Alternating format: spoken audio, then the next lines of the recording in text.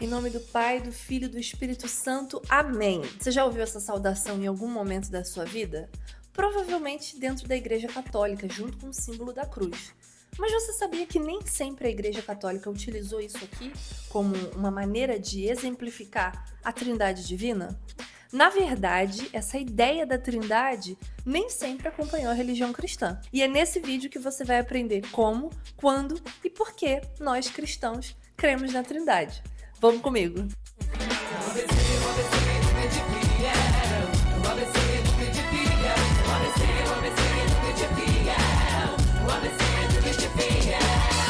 Olá, crentes, webcrentes e pessoas normais. Você está em mais um episódio da nossa série aqui do Reino em Pessoa, ABC do Crente. Eu sou a Pamela Campos, historiadora da religião, faço parte aqui do nosso portal, do Reino em Pessoa, e essa série é voltada especialmente para você que quer desvendar os conceitos básicos da nossa religião, mas de uma maneira libertadora e antifundamentalista, que é a nossa proposta. O ABC do Crente é uma maneira da gente conseguir dialogar sobre todas essas bases da religião cristã, mas entendendo que para fazer isso a gente não precisa abrir mão do pensamento crítico nem do respeito com a diversidade com as outras religiões. Então vamos que vamos, porque nesse episódio a gente tem muita coisa para aprender e a gente vai dividir ele em algumas partes. E essa primeira parte eu quero retomar com você o que a gente aprendeu no nosso último episódio, que foi feito aí pela minha querida amiga Agnes Alencar, que a gente aprendeu quem é o Espírito Santo. Nesse primeiro bloco da série ABC do Crente, a gente dividiu falando sobre a divindade. A Agnes começou explicando quem era Jesus, eu vim em seguida falando quem é Deus, e agora voltou de novo para Agnes no Espírito Santo, fechando aí essa concepção da Trindade, que é o que a gente vai conversar hoje. Como a Agnes bem falou para vocês no vídeo passado, a gente está tendo uma formação do pensamento teológico cristão ali do primeiro século. Como vocês puderam acompanhar, Jesus ele tem um lugar, uma cultura, um jeito de se comunicar. Assim como a própria concepção de Deus que nos foi traduzida também passa por essas ideias que a gente falou lá no vídeo de quem é Deus. E o Espírito Santo não seria diferente. A Agnes falou muito bem que ele não cabe dentro de uma caixinha. Porém, com os pais da igreja, que a gente chama de patrística, que foram esses primeiros padres que começaram a raciocinar, a sistematizar como que funciona a teologia cristã, é que a gente vai ter um pouco desses argumentos teológicos e entender qual era a proposta da Trindade. Porque eu não sei se vocês acham isso estranho, mas você já parou para pensar que a religião cristã, ela adora um único Deus, mas ele é 3 pessoas ao mesmo tempo? Essa é uma pergunta que foi motivo de grandes discussões ali nos primeiros séculos da igreja cristã, motivos de guerras religiosas, de perseguições, e é sobre isso que a gente vai conversar nesse vídeo. Para a gente entender como é que surge o conceito de trindade, a gente precisa primeiro entender qual era o contexto filosófico, cultural daquela época e quais eram as discussões que estavam acontecendo. Porque parece que quando a gente lê os evangelhos, como a própria Agnes falou no vídeo passado, que tá tudo muito dado, que tá tudo muito explícito, tipo, Pamela, não tem o que discutir. Quando a gente olha lá nos evangelhos, tá escrito, ide fazer discípulos, batize o nome do Pai, do Filho e do Espírito Santo, porque eu sou filho do Deus vivo, eu e o Pai somos um, tá tudo explicado lá no Novo Testamento. É claro que faz sentido uma trindade. Eu preciso dizer para você que não é verdade, tá? Apesar da gente ter essas menções no Evangelho, a Trindade como doutrina essencial do cristianismo não estava explícita no texto bíblico. Tanto é que isso foi motivo de discussões, de cisões, de querelas, de rachas na Igreja Mundial. Então a gente precisa lidar com esse tema da Trindade de uma maneira muito delicada. E aqui eu já quero dizer para vocês que sim, eu creio na Trindade. E todos os pontos que eu estou levantando aqui nesse vídeo não são para enfraquecer a sua fé, para fazer você se escandalizar, para dizer que tudo isso é uma mentira. Mas eu quero te mostrar que a história da igreja ela foi construída a muitas mãos e que tudo que a gente aprende hoje na igreja ela não caiu pronta e soprada pelo Espírito. Ela foi também fruto de discussão, de estudo, de pensamento humano e de influências de outras filosofias que não são só as cristãs.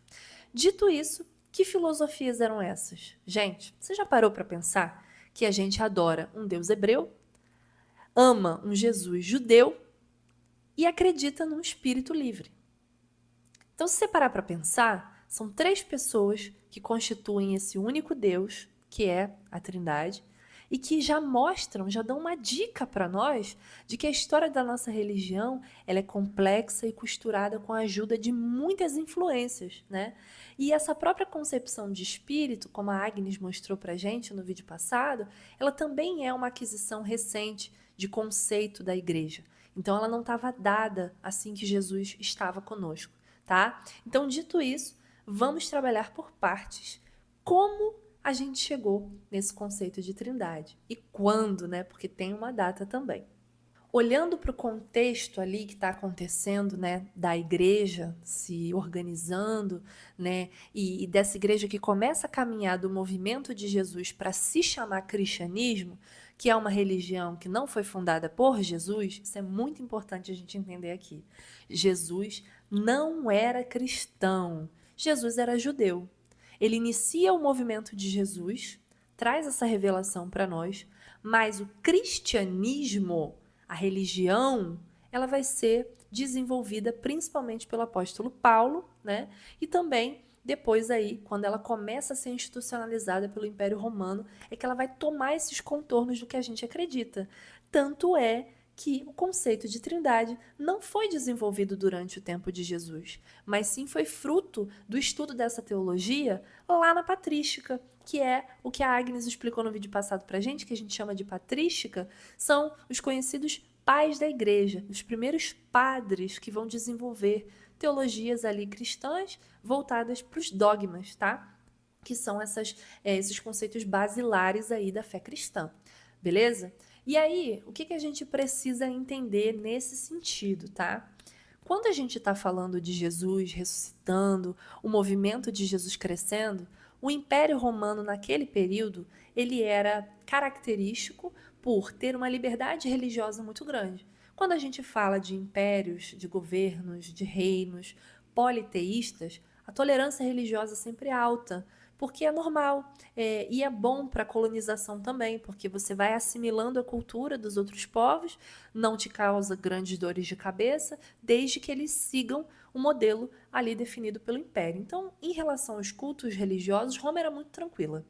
Por isso que é muito engraçado quando a gente fala que a igreja cristã foi perseguida, porque para a gente parece que é natural ela ser perseguida. Só que não é, né? O cristianismo realmente trouxe uma questão que foi intancável para o Império Romano. Que era o quê? Vamos lá. O pensamento de Roma estava muito pautado pelas filosofias gregas. E um dos conceitos, né, bem assim, marcados da época, que vai influenciar aí uma série de teólogos também, era o conceito do Deus Uno de Platão. Vamos com calma, Pamela. Mas os gregos não eram politeístas? Sim. Mas para Platão, o filósofo, e depois para Aristóteles também, existia essa força da divindade, né, essa essência da divindade, que era poderosíssima e era definida por esse Deus Uno, tá? E os outros deuses, eles vinham como consequência da expressão desse poder divino. E isso era uma pauta muito recorrente entre os teólogos mesmo do primeiro, do segundo século, ali que tiveram muita influência do pensamento platoniano, né, aristotélico e etc. Tá, Pamela, mas o que isso tem a ver com a nossa religião hoje? Então, se de um lado eu tinha esse Deus Uno, que era muito característico por ser um Deus da apatheia, apático, ele olhava para tudo e todos, e ele era tão insondável, tão poderoso, tão acima de tudo, que ele não se afetava, tá? Então é um Deus calmo, sublime, ideal, perfeito, sabe? Poderosíssimo, que não demonstra vulnerabilidade. Captou? De outro lado, a gente tem o Deus dos judeus, que a gente já conheceu, que é esse Javé, todo-poderoso, mas que é poderoso e cheio de sintomas, de emoções, né? É um Deus que se enciuma, é um Deus sedento por justiça e exige que outros povos, né, sejam ali também cobrados em relação a essa justiça, de acordo com as visões ali do Velho Testamento e etc. Todos eles eram superpoderosos e totalmente, assim, contra qualquer tipo de vulnerabilidade. E aí, no meio do caminho, tem os cristãos falando sobre Jesus, que é totalmente divino ali, né? Nesse momento não tinha essa concepção, mas que ele era relacionado à natureza divina. Só que ele foi crucificado e morto. E para os cristãos ele ressuscitou no terceiro dia. E é isso.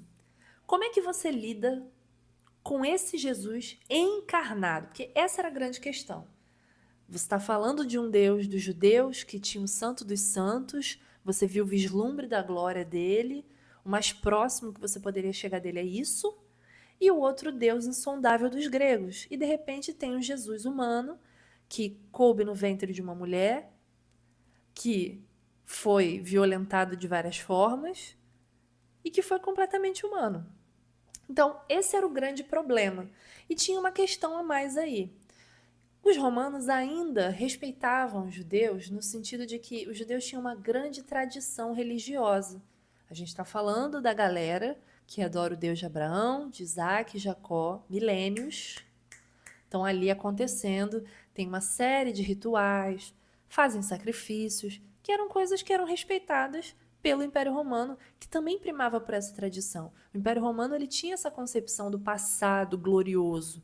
Então, se você tem um volume grande de história, automaticamente você também está nesse lugar de respeito. Agora, o que é o cristianismo? Não faz ritual nenhum, também não tem passado, é uma aberração, tá? Então, ali, quando você vai indo em direção ali do primeiro século, o cristianismo, primeiramente, antes de ser cristianismo, o movimento de Jesus, era entendido pelo Império Romano como um desdobramento do judaísmo, era uma seita, porque no judaísmo você já tinha várias vertentes. Você tinha o judaísmo farisaico, né, que era a galera ali do Nicodemos, que era um dos mais populares, é o que perdurou. Você teve o judaísmo dos essênios, que era uma galera que não queria mais ter parte com a classe sacerdotal, porque achavam que eles eram vendidos para o Império Romano. Então, tudo para eles dentro do Templo de Jerusalém era corrupto, então não fazia sentido para eles permanecerem ali. A maneira que eles viam de permanecer em comunhão com Javé, vivendo esse judaísmo, era isolados e realizando ritos de batismo. Quem que parece com isso? João Batista, que inclusive batizou Jesus, porque Jesus também foi influenciado pelo movimento dos essênios, tá? Então, assim, você já tinha essa concepção. Então, para o Império Romano, meio que o movimento de Jesus era um desdobramento disso. Inclusive, no primeiro século, os cristãos ainda frequentavam as sinagogas. Quando eles oravam a Deus como os judeus oravam a Deus. Então, não tinha grandes diferenças. Só que aí, quando eles começam a entrar nessas discussões acirradas, né, nas sinagogas, você começa a ter a expulsão em massa e a perseguição desses cristãos, né, que não são mais vistos como judeus reformados, porque até então era isso que a galera achava que eles eram. E eles estavam ainda nessa trajetória de se entender em como movimento de Jesus. Porque você precisa entender também que tem uma série de apóstolos, como por exemplo Pedro, que não estavam dispostos a abrir a revelação de Jesus para os gentios. Paulo é que começa com isso. Não é à toa que Paulo é considerado o grande fundador aí do cristianismo, porque voltando ao que eu já havia dito para vocês, Jesus não é cristão, gente. Ele não é. Ele é o que a gente adora, ele é o verbo encarnado, porém, essa nomenclatura ainda não estava ali numa propensão do momento que ele viveu. É Paulo que vai alicerçar tudo isso. Então é isso que a gente tem, esses dois pensamentos completamente opostos e o cristianismo ali no meio, começando a se popularizar, a crescer vastamente no Império Romano, inclusive a ponto de chegar nas classes mais altas ali do Império por volta do século II. E é aí que a brincadeira começa, gente. Então, estamos no século II, nesse momento que a igreja está se organizando, que a nomenclatura cristianismo já está vigente, e é esse momento que a gente vai ter ali os pais da igreja, a patrística, organizando as estruturas de pensamento que vão moldar a maneira que a gente enxerga a nossa fé.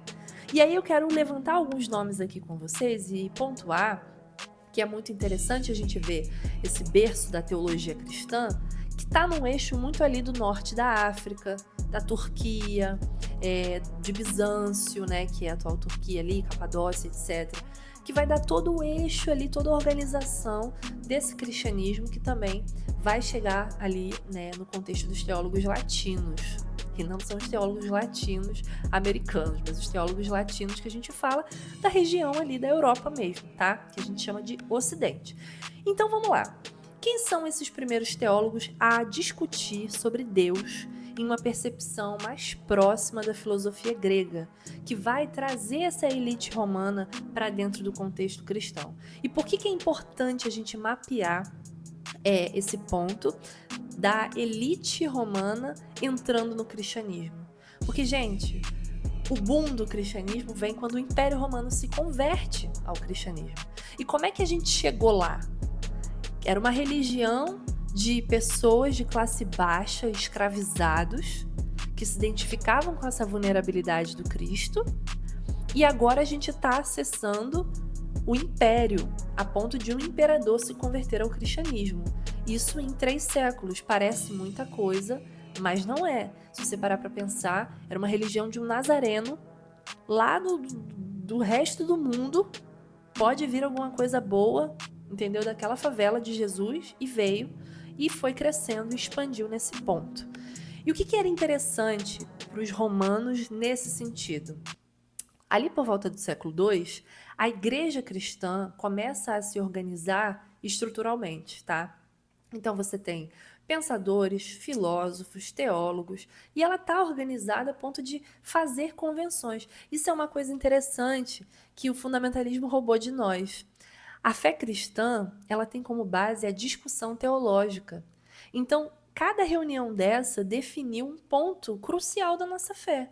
Só que a gente aprende dentro das nossas igrejas, muitas vezes, e eu sei que não é por mal, que isso foi dado e estabelecido. E que se a gente quer conversar sobre teologia, se a gente quer levantar discussões, se a gente quer discordar, inclusive, de algumas coisas, a gente é visto logo como herege. Sendo que a tradição da igreja cristã mostra pra gente que isso era comum e que era importante, porque a religião cristã estava crescendo muito. Você imagina, se cada padre desse que tinha se convertido inventasse uma doutrina diferente, não se comunicasse com os demais, que tipo de religião a gente teria hoje? Eu não estou dizendo que o totalitarismo, né, essa forçação para você definir o que uma coisa é ou não, é algo bom, mas naquele momento era crucial tentar compreender minimamente, botar pontos em comum, porque estava crescendo muito, né? Então ali a gente vai ter, nesse primeiro momento da patrística, alguns nomes que vão ser importantes para nós, tá? O primeiro deles é o Clemente de Alexandria, que ele entendia que Jesus era o Logos encarnado. Então a primeira discussão vai ser, cara, como é que vocês adoram um Deus e também o filho dele? E aí, como é que fica isso aí? Vocês não são monoteístas? Vocês não acreditam numa pessoa só? Então como é que Deus Todo-Poderoso está lá no céu, e aí ele mandou o filho dele, e aí o filho dele veio e redimiu a humanidade, e o filho dele também é Deus? Como é que é isso? E aí esses teólogos começam a discutir. Então o Clemente de Alexandria, né, que nasceu ali em 150, a gente está falando de 1,5 séculos depois de Cristo, né? Então já é um tempinho, umas gerações aí, e é muito recente, né, gente? Se você parar para pensar, 150 anos atrás não é nada. Então tá muito fresco ainda. As pessoas estão, trabalhando os textos da oralidade que as comunidades de João, as comunidades de Lucas, de Paulo começaram a falar, e aí estão traduzindo e trabalhando esses textos. Muito recente, tá?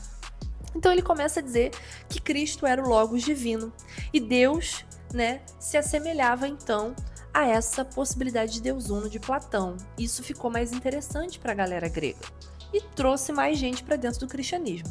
Em seguida, né, ali no mesmo ano, na mesma época, contemporâneo a ele, a gente vai ter o Irineu. Você não sabe nem eu, brincadeira. É o bispo de Lyon, tá? E ele vai dizer que Jesus era o Logos encarnado, né? Então a razão divina e a ideia do divino, do santificado, era se libertar do impacto das emoções mundanas. Isso aqui é muito importante, porque na concepção desses carinhas aqui, você ser divino Era um processo de você ser cada vez mais calmo, mais solene, mais tranquilo, mais inabalável, mais inatingível, como aquele deus apático de Platão. Entendeu? Não é à toa que muitos deles estão seguindo nesse rolê do monastério, de conseguir se abster, serem celibatários, serem cada vez mais calmos. As orientações, muitas vezes, desses teólogos para você atingir essa divindade, ser imitador de Cristo, era você ser cada vez mais recolhido, mais praticar essa quietude interior. Tinha essa vibe que era muito semelhante às ideias gregas, né, sobre a divindade, que era atingir esse lugar de ficar completamente inabalável, assim, tranquilo, né, sereno. Então tinha essas características. Seguindo, a gente vai ter problemas dentro dessa concepção, porque apesar de Clemente e Irineu falarem que Jesus era o Logos encarnado, ficava ainda várias perguntas para a galera que estava convivendo com eles ali. Como, por exemplo, como um homem podia ser a razão divina? Como um Deus que não se afeta podia sofrer como Jesus? Como os cristãos podiam acreditar que Jesus é divino e ao mesmo tempo acreditarem em um único Deus? Essa era a crise da galera. E aí você precisava criar respostas e teologias que dessem conta disso, para meio que conseguir justificar para a filosofia grega o que Jesus era e também mostrar para os judeus o que Jesus era também. E os cristãos estão nesse caminho, não só por conta dessas duas culturas diferentes, mas porque essas duas culturas moldaram o pensamento deles também. Então era necessário trazer essas respostas, tá? E aí, qual vai ser o contexto da doutrina da Trindade? Muita atenção, estamos chegando no século III e eu vou dizer mais ou menos quais eram os pontos principais dessa época. Então, até agora a gente já entendeu que nós, cristãos, adoramos um Deus de origem hebraica, um Jesus judeu e um espírito de natureza livre, conciliador da humanidade, consolador. A gente entendeu que o Deus grego, o Deus Uno, ali da concepção filosófica grega de Platão e Aristóteles, influenciou muito esses primeiros pais da igreja e eles tinham um anseio de mostrar como Jesus também fazia parte desse logos divino, que era esse Deus inatingível, esse Deus completamente soberano, sublime, inafetável. E aí a gente vai ter uma outra questão, que é esse século III, tá? Um carinha chamado Ário de Alexandria, ele se levanta e traz uma provocação. Que provocação era essa? Ele defendia que Jesus, embora fosse divino, não era coeterno com o Pai. O que isso quer dizer? Ele quer dizer que Jesus, como filho, não poderia ter a mesma essência de Deus. Ele era uma outra coisa. Para Ário, Jesus era humanamente divino. Ele se aperfeiçoou na caminhada dele e por isso ele atingiu esse lugar divino. Mas ele não é a mesma coisa que Deus. E esse tipo de pensamento, né, desenvolvido ali por Ário de Alexandria, a gente vai chamar de arianismo. E foi considerado uma das maiores heresias aí da igreja e foi duramente perseguido. Mas qual era o contexto para ser desenvolvida essa doutrina da Trindade? A gente está falando que ela começa a surgir no meio popular do Egito, Síria e da Ásia Menor, por volta mais ou menos ali de 320, então 3 séculos depois da morte de Cristo.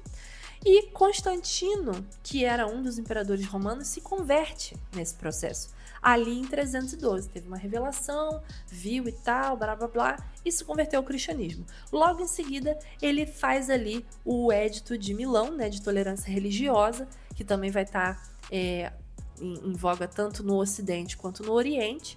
E ali você tem a liberdade religiosa dos cristãos. A partir desse momento, os cristãos começam a participar política e culturalmente na formação do Império Romano, de fato, assim, institucionalmente falando. E aí você também vai ter um momento interessante.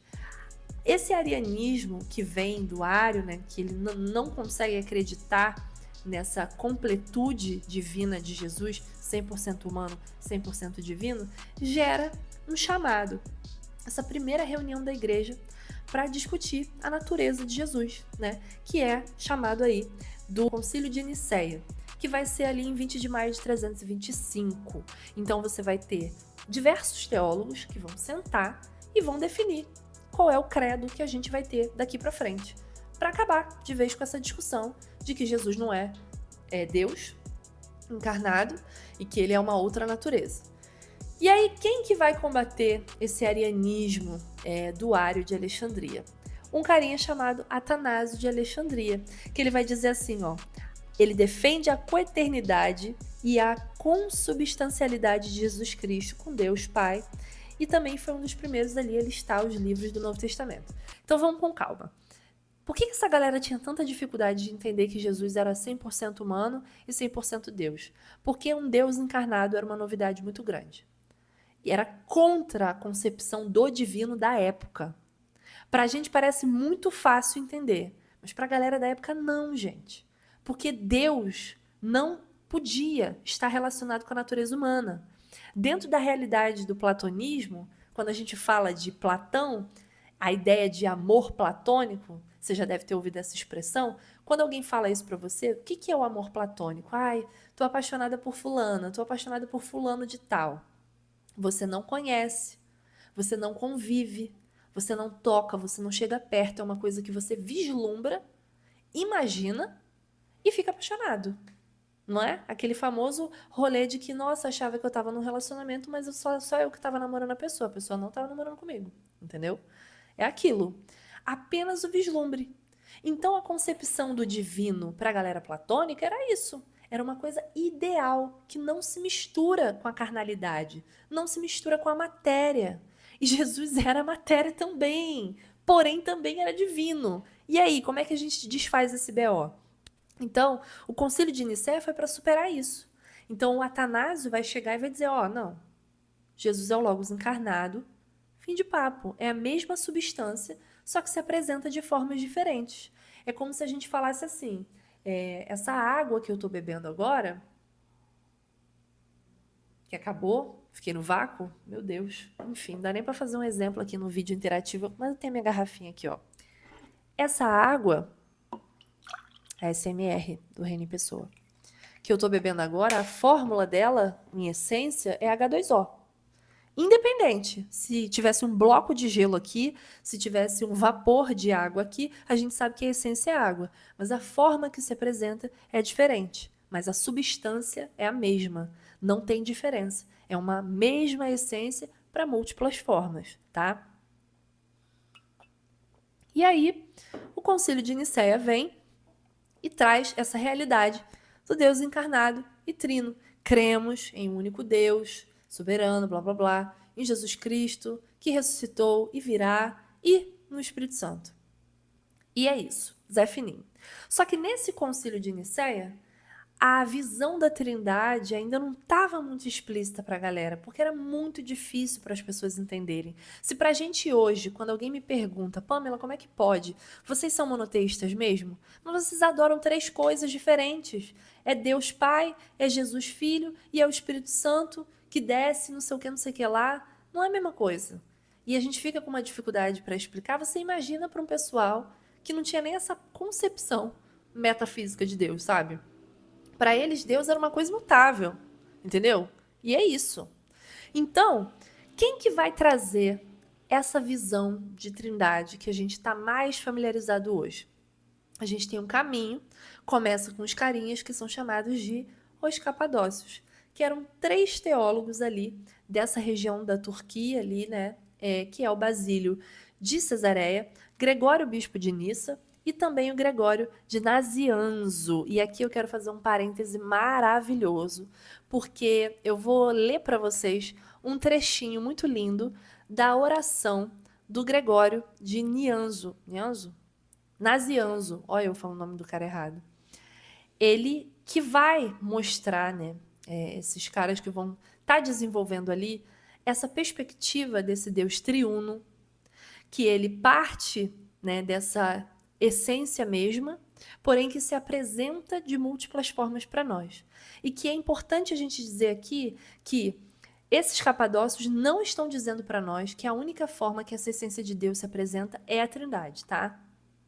Eles estão dizendo que a Trindade foi a forma que a humanidade conseguiu vislumbrar esse Deus que é insondável, que continua sendo um mistério. São duas coisas diferentes, beleza? E aí, Provavelmente você já deve ter ouvido em algum momento da sua vida uma música que eu amo, do cantor que é acima da média, o grande Thales Roberto. No DVD Escrito pelo Dedo de Deus, lá de 2011, o Thales escreveu uma música muito linda, que o nome é Eu Amo Vocês Três. Essa música, se fosse ouvida há não sei quantos mil anos atrás, dentro desse contexto da discussão da Trindade, muitos cristãos não entenderiam o que ele está falando e provavelmente chamariam ele de herege, de idólatra, porque ele estava ali se adorando ali vários deuses na concepção dessa galera que ainda não estava acostumada com a Trindade. Mas essa canção do Thales, que eu não vou poder botar aqui, eu acredito, por causa dos direitos autorais, né? Mas ele fala: Deus, meu Deus, inexplicável te senti, Espírito Santo, meu amigo íntimo, Jesus, meu Jesus, de momento The Voice aqui, que me justificou, que me santificou, me fez filho de Deus e herdeiro de tudo de Deus. Eu amo vocês três e vivo pra vocês. Ele tá falando da Trindade da maneira assim mais poética e simples possível. Eu amo essa música. E é muito doido porque eu achei uma oração do Gregório Nazianzo sobre a Trindade, que ele escreveu provavelmente por volta do ano 370 e 380 depois aí da morte de Cristo. Olha o que ele fala sobre a Trindade. Assim que concebo o Uno, sou iluminado pelo esplendor dos três. Assim que distingo os três, sou transportado de volta ao Uno. Quando penso em qualquer dos três, penso nele como todo, e meus olhos se enchem e a maior parte do que penso me escapa. Se a gente pudesse fazer uma licença poética, muito provavelmente a música Eu Amo Vocês Três seria a oração do Gregório de Nazianzo. Eu acho que ele e o Thales Roberto iam ter uma boa resenha, acredito eu. Mas enfim, então essa concepção da Trindade vem para nós, né? É desenvolvida ali muito pelos teólogos do Oriente e ela chega até nós aqui no Ocidente através de um carinha chamado Agostinho de Hipona. Decora esse nome porque o Agostinho de Hipona é, depois de Paulo, o padre e o bispo, né, que mais influenciou e que mais assim moldou o pensamento cristão do Ocidente, tá? O bispo Agostinho de Hipona, ele tá ali no contexto latino também, ele traz isso para o contexto do Ocidente, mas ele é da África, né? Da atual Argélia. Então isso é bem interessante também de marcar como que o continente africano está ditando também um pouco das questões teológicas cristãs do Ocidente. E Agostinho de Hipona, sem dúvida, foi um dos mais influentes aí. E o que ele traz para nós? Unidade e distinção, tá? Ele é um Deus uno, cada um é plenamente Deus em três pessoas diferentes. E ele também vai dizer que essa trindade, ela tem uma relação amorosa, porque o Pai ama o Filho ama o Pai e o Espírito é o amor também, né? Ali pela humanidade, etc. Então essa relação da trindade, dentro do cristianismo, ela revela o amor. E agora eu queria fazer uma crítica interessante.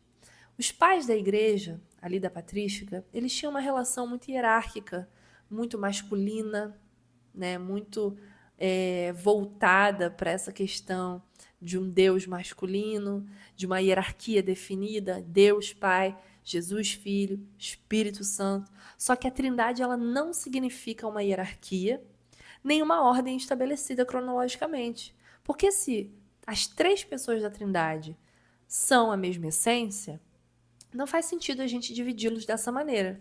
Então, quando a igreja fala, a igreja católica fala, em nome do Pai, do Filho, eu nunca sei, né, porque eu sou evangélica, eu não sei a ordem da cruz. Em nome do Pai, do Filho e do Espírito Santo, amém.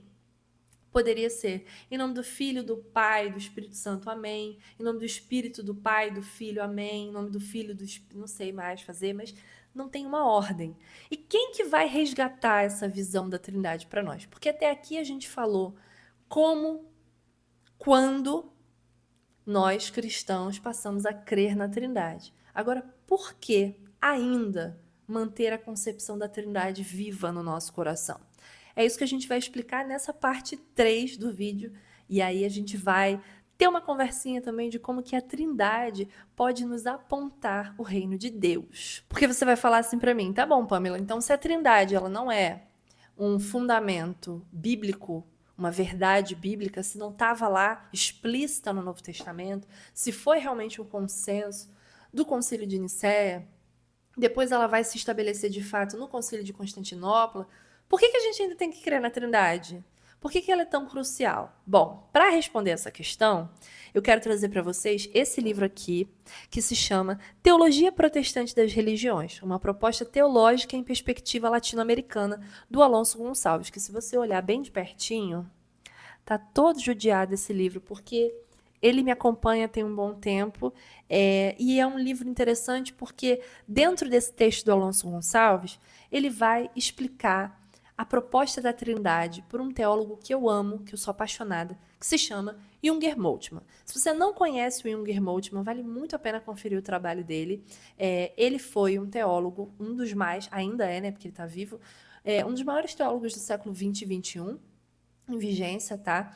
Ele é um cara que saiu de dentro do contexto nazista e de lá ele desenvolveu a teologia dele, porque ele foi obrigado a se alistar ao exército nazista, mas isso não o impediu de trazer uma mensagem de esperança e combater veementemente toda a violação que o governo nazista fez, né? Enfim, o Moltmann, ele traz essa perspectiva nos textos dele.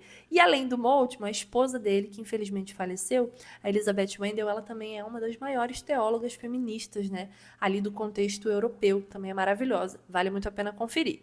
Mas agora voltando para o Moltmann, o que ele traz da Trindade para nós? O Moltmann, ele diz primeiro que a maneira que a teologia ocidental cristã trabalha a Trindade é muito superficial. E ele disse de uma maneira muito taxativa um negócio que eu fiquei escandalizada. Ele falou assim, se hoje a gente parar de crer na Trindade, não vai afetar em nada a nossa teologia moderna. Porque a nossa teologia moderna ela é pautada nesse individualismo, né? Como a gente viu aí, o fundamentalismo cristão tem muito disso. As teologias modernas e contemporâneas trazem muito disso também. No sentido de não ver mais uma comunidade, de ter uma espiritualidade de consumo, de entender que o culto é racional, que a salvação é individual. E o Moltmann vai levantar essa bola de que, poxa, eu acho que a teologia ocidental cristã não trabalha tanto a Trindade como deveria, porque eles não pegaram a Trindade para um conceito prático. Eu já falei horrores aqui para você de toda a trajetória histórica até a gente chegar na Trindade. Mas você percebeu algum exemplo meu de como que a Trindade se aplica para nós? Tudo bem, a gente sabe que a gente tem que imitar Jesus, a gente sabe que o Espírito Santo é o Espírito Consolador, a gente sabe que Deus é amor, mas e a Trindade? Como é que ela funciona? O que ela ensina pra gente? E é essa parte que para mim foi uma das descobertas mais lindas que eu pude presenciar nos meus estudos, que Moltmann vai dizer o quê? A Trindade nutre uma relação entre iguais, ou seja, não são relações hierárquicas. Portanto, é um modelo sobre o qual estão fundamentadas as relações no reino de Deus, no qual não há servidores, não se exige a obediência e nem a submissão, mas sim amor e livre participação. Isso aqui é uma citação que está dentro desse livro do Alonso Gonçalves, mas que é do Costa Júnior, que ele está explicando a ideia de Moltmann sobre a Trindade. Então, percebam que a gente fica discutindo tanto se Deus é um Deus trino e não sei o que lá, e que a gente perdeu o sentido mais poético, mais bonito, que a galera grega ortodoxa chama de pericorese. O que é isso? É meio que um conceito teológico para dizer que a Trindade no cristianismo, né, Deus, Jesus, a Ruá, né, estão numa dança perfeita, harmoniosa, de uma maneira tão linda, tão pacífica, tão maravilhosa, tão integradora, tão complementadora, que você não consegue nem discernir quem é quem. E quando Deus, né, se apresenta nessa Trindade, para Moltmann, ele não está falando de uma pessoa só, ou de três pessoas diferentes com a mesma essência somente, mas ele está mostrando para a humanidade como que é viver em comunidade. essa comunidade trinitária, esse amor, essa abertura, esse convite. Porque se você parar para pensar bem, cada pessoa da Trindade, que é uma só em essência, tem uma mensagem de reconciliação, de amor, de acolhimento. Deus quer se reconciliar com a humanidade, Jesus vem para reconciliar a humanidade e o Espírito desce para nos manter em contato com Deus, para se reconciliarmos com Ele, né? Então, assim, o tempo todo a Trindade está mostrando para gente que ser pessoa, né, é existir com, relacionar-se com. E que dentro da realidade do cristianismo, essas prisões de se fechar, de se destacar, de se dissociar, não mostra para nós esse caminho trinitário. Não está em coerência com essa comunidade trinitária de amor e de acolhimento, esse grande abraço. Eu gosto de pensar assim. Eu gosto de pensar que a Trindade é um grande abraço na humanidade. É um grande abraço a toda a criação. Porque se Paulo vai dizer, né, que é um dos meus textos preferidos da Bíblia, que em Deus subsiste todas as coisas, tudo. É porque ele não é só todo-poderoso, mas ele é um Deus escancarado, de portas abertas. Porque para caber tudo, tem que ser convidado, tem que ser, sabe, atraído. E não é um atraído violento, porque não tem relações de poder dentro da Trindade. Isso é muito importante da gente falar, porque com a concepção dos pais da igreja, essa coisa simbológica, né, de você falar em nome do Pai, do Filho e do Espírito Santo, de ter uma ordem, né, um Deus velho, um Jesus jovem, um espírito, né, que é uma pomba, como a Agnes mesmo falou na concepção da Ivone, que ela critica essa imagem, ela coloca a gente num lugar que não é aquele que a comunidade trinitária está vivendo.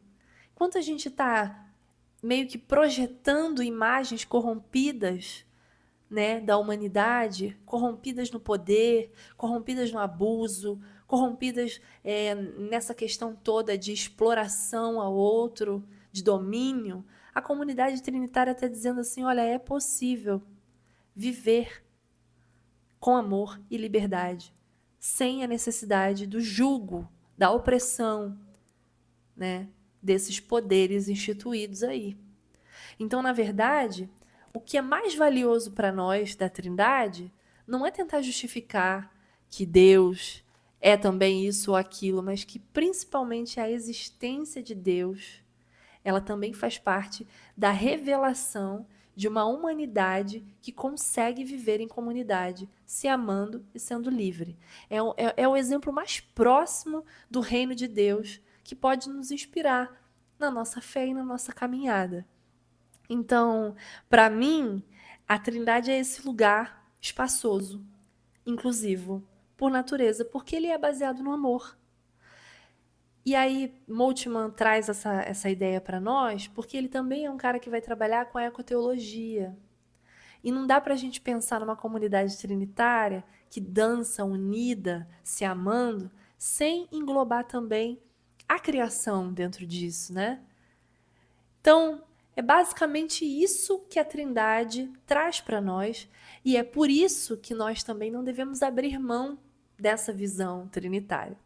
E agora, a título de curiosidade, Pamela, existem cristãos que não acreditam na Trindade? Sim. Inclusive, queria dividir aqui com vocês essa fofoca quentíssima que veio diretamente do meu amigo maravilhoso Wagner, lindo, perfeito, que é lá da Comuna do Reino. Te amo, Wagner.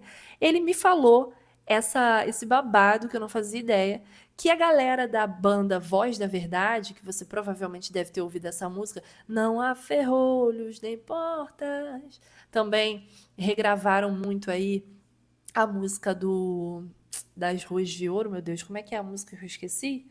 Não haverá mais morte ali. Essa música também é deles, do Voz da Verdade.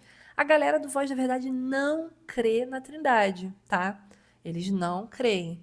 Mas é só para mostrar para vocês, nesse sentido de olhar para nossa fé, e entender que a Trindade como um conceito estabelecido ali e pensado pela igreja, ela também abre precedente para que as pessoas tenham a revelação de Cristo e que não necessariamente concordem com isso, tá? Então, assim, eu, Pamela Campos, creio na Trindade. Gosto de imaginar a Trindade porque a Trindade, para mim, me dá esse exercício de imaginar esse Deus plural, comunitário, entendeu? Que atravessa a humanidade com a sua rua divina maravilhosa, que ama escandalosamente a humanidade a ponto de se encarnar e que é também essa energia vital que nos mantém vivos, sabe? Então, para mim, a Trindade também faz parte desse processo de entender que esse Deus trino, esse Deus que tem tantas faces e que se revela na intimidade, mas também está acessível e disponível para todos, é uma pessoa que a gente se relaciona e que sempre tem mais um lugar no seu coração para nós. É isso, espero que você tenha gostado desse vídeo. Já aproveita aí, dá o seu like, se inscreve, curte o nosso conteúdo, compartilha para quem está precisando e se prepare para o próximo episódio aí do ABC do Crente no nosso bloco 2. Te espero lá, um beijo e até a próxima.